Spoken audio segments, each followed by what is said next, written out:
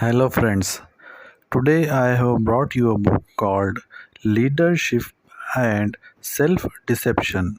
It is a guide to becoming self aware by learning to see your faults more accurately, understanding others' strengths and needs, and learning into your natural instinct to help others.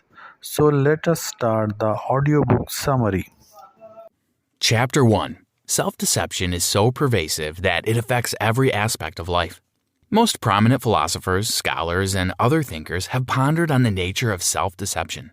However, far from being a sophisticated academic matter, self-deception is common to all of us. As a woman, you might think that your beauty will open all doors for you or that your jokes are funny just because you're a man. In the business world, you might underestimate your competitors if they are of a different race or believe that everyone wants to invest in your taxi company because you have a car park. Self-deception blinds people to the roots of their problems. Once you can't see, all the solutions you proffer will only make matters worse. Self-deception is a restrictive mechanism that separates you from reality. The authors of this book compare it to being in a box. We can't but recall the widespread urge to think outside of it. The good news is that we created this box, and therefore we're the ones who can destroy it. Whether at home or work, self-deception will obscure the truth about you. It will distort your view of others, your conditions, and circumstances. Your ability to make informed and justified decisions will also be compromised. Self-deception will sidetrack you from yourself, forcing you to live at least 2 lives at a time. Do you have that kind of energy? There is no solution to the problem of lack of commitment. For example, without a solution to the bigger problem, the problem that I can't see that I'm not committed. The Arbinger Institute. Chapter 2. Self-deception and self-betrayal are how we get in the box. When you start seeing people as objects, you exhibit the in-the-box behavior.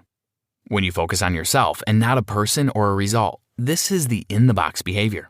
Thinking and acting from within the box means that you need a department, person, or group to be wrong so that you can justify your boxed mindset. In other words, in the box, you are a person among objects. As you move to the outside, you become a person among people. This first kind of behavior toward people is self-deception triggered by self-betrayal. Rejection of who you are is a starting point of self-betrayal. Self-deception and self-betrayal are very close in meaning. However, the first one means the intentional act of lying to yourself to benefit from it, whereas the second one is the breach of trust you had for yourself. You indulge in self-betrayal if you act contrary to what you really feel like doing, inflate other people's faults, presume upon your virtue, customize the world to match your rats in the attic, let your corrupt views define who you are, want others to share your views, blame them if they disagree. Blaming doesn't stop with your thoughts. In the box, our feelings blame too. Both our thoughts and our emotions tell us the other person is at fault. Amid self-betrayal, we carry a self-justifying image of ourselves. When you have a sense of what other people need and the means to help them, but go against that, you betray your understanding of what you should do for someone. When we cross ourselves, we start seeing things differently. Our view of others, ourselves, our circumstances, everything becomes distorted in a way that makes us feel okay about what we are doing. We begin to see the world in specific ways that justify our self-betrayal. And that is being in the box. Did you know, according to the research conducted in the Arbinger Institute, self-deception is one of the most dangerous threats to the stability of organizations' leadership. Chapter 3. We all carry the box, and we provoke others to come in the box. As we betray ourselves over time, we begin to see ourselves in self-justifying ways.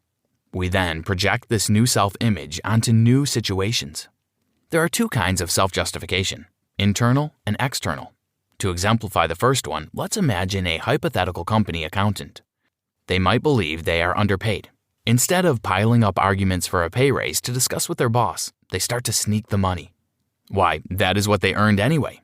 Petty stealing leads to embezzlement, and that seems completely justified. I am a skillful accountant, and now I'm proving this by deftly offshoring the money. This is what I deserve. Going to prison, they still might be convincing themselves that they had done the right thing. In the second case, we resort to external excuses to justify our needs. Consider the case of a late middle-aged woman whose health is deteriorating fast due to diabetes. She believes that it was her demanding job that caused such damage. However, knowing that she was genetically prone to the disease, never in her life did she do sports, watch her diet, or do anything to reduce stress levels. "They ruined me. I had never had a say in this," she might say. We provoke each other to do more of what we say we don't like about the other. The Arbinger Institute. If family and friends challenge our self-justifying strategies, we start perceiving them as threats to our imagined well-being. If they stay on our side and reinforce the self-justifying image, we regard them as partners in crime. If they refuse to align with our self-justifying model, we consider them as unimportant. Either way, we view them as objects. We are already in the box. In the box, we do not feel like doing anything for other people. Moreover, we need problems to feed our corrupt view of ourselves and the world around us. That you feel a few things for someone is not evidence you are out of the box. It might be a sign that you are deep in it. When you start to blame others, you want them to agree with your views and fuel them by fighting back. You will start to feel justified in blaming others. They will blame you too. Then you will feel the blames are unjustified and blame them more.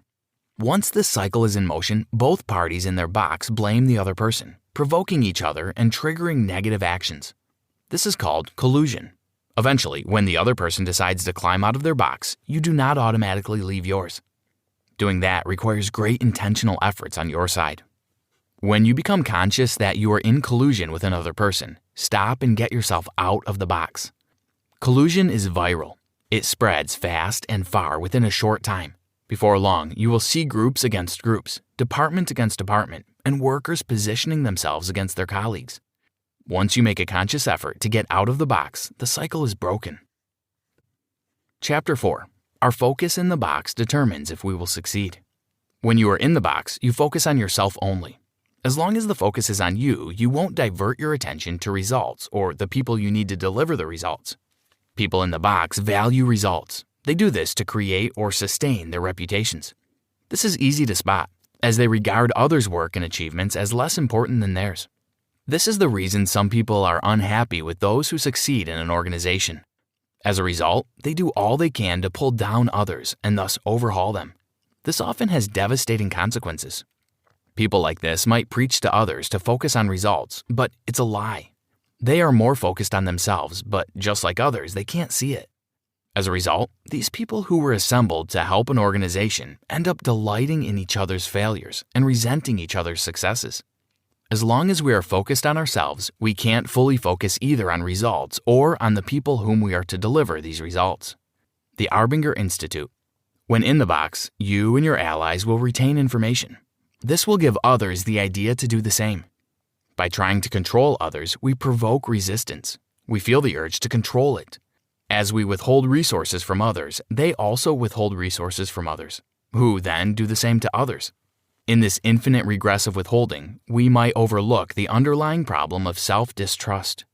This term implies that we are too insecure about ourselves. We feel like we are unworthy, not enough. In order to make up for that, we retain as many external resources as possible. However, this practice only makes us weaker and even more unconfident and hesitating. Remember when you newly joined an organization? You were happy. Achieving results and meeting the organization's objectives were the only things that mattered. At that time, your who focus was on the company, and what focus was the results. Unfortunately, over time, people become unhappy with who they work with, and their focus shifts to themselves. As a result, they go into the box and collude with others.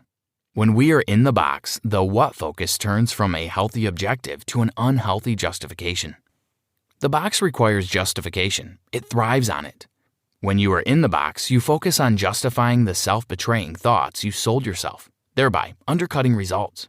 Also, when you use a who-focus lens in the box, you will only be focusing on yourself. When you step out of the box, you will see people for who they are and the value they bring to a given project. However, if you turn the who focus on you, you will see others as roadblocks and objects. Did you know? By being in the box, we drag others in to share our harmful views. Chapter 5. You will get out of the box if you cease resisting others. At this point, you may be thinking of ways to get out of the box. We can break this question into two parts. How do I get out and how to remain out? To answer these questions, let's consider how you won't get out of the box. Trying to change others. In the box, we burn a lot of energy trying to change others. This won't get us out of the box. You may wish to see others around you improve. Once you try to change others while in the box, you will provoke the opposite. You will end up causing more damage. When you're feeling that you want to be out of the box for someone, in that moment, you're already out. The Arbinger Institute. Doing your best to cope with others. When coping, you still project your expectations and values as dominant onto other people. They may involuntarily or openly stand up to you or protect their boundaries. Again, you end up blaming others. This will invite others to step into their boxes. Leaving to avoid changing. This strategy is still about ignoring reality. By exiting any interaction, we don't change our delusions, we stay the same. This is also another way to blame, by silence. This may seem the best thing to do, but leaving is never sufficient, even if it sounds right. Communicating. Communication is quite a reasonable approach. However, it will not work unless you get out of the box. Otherwise, there is nothing to talk about. Whether you are a skilled communicator or not, you will end up communicating in the box. That's a problem. Expecting others to match our worst expectations, we force them to behave accordingly. However, if you really want it, there are ways out of the box. Don't talk about the box with people not familiar with the concept behind it. Don't try to be ideal. Try to work on yourself toward improvement. Don't humiliate yourself if you are still in the box. Keep trying to get out. Don't blame others for being in the box. Watch out for getting in the box yourself. Don't point at others' boxes. Make sure you are not in one. Don't wait for others to help you. Instead, offer your help to them.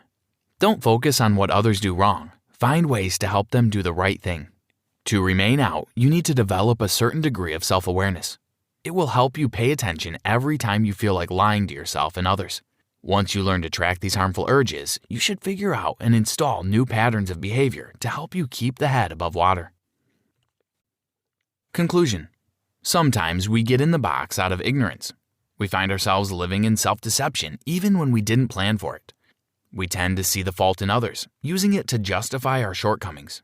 However, we can come out of the box as individuals and leaders of all levels if we manage to identify and develop a specific plan of action that minimizes self-betrayal.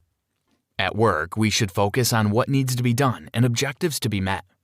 To make that happen, we must dedicate our full potential to the cause. However, in life and work situations, we tend to forget what matters and focus on our egos. Sometimes, instead of doing our best, we want to be the best. This means that we inevitably compare ourselves to others, wishing they would fail at some point. Our policy must involve an accountability transformation system, a system that minimizes self-betrayal at work and maximizes the company's bottom line. It does this in a way that significantly reduces common organizational, interpersonal problems. People who focus on themselves and on being justified won't overcome self-deception or get out of the box. The culture of blame that is so prevalent among individuals and in organizations needs to be replaced with a culture of deep responsibility taking, and we can finally get out of the box. Try this. Imagine a workplace situation in which you and your team are given a task to increase sales of the product your company makes. You are not the only salesperson on the team. Depending on the results each of you shows, your CEO will offer a pay raise. What would you do in a situation like this? Would you put out your energies to collaborate for the benefit of the company? Are you the kind of person who would do anything to drown your colleagues, now competitors? If you're leaning toward saying yes to the last question, do this to keep you out of the box. Try to be better for yourself and not compare yourself to others. Do not look for the fault in others. Look for your own. Don't accuse others of being in the box. Look for ways you can do right to help.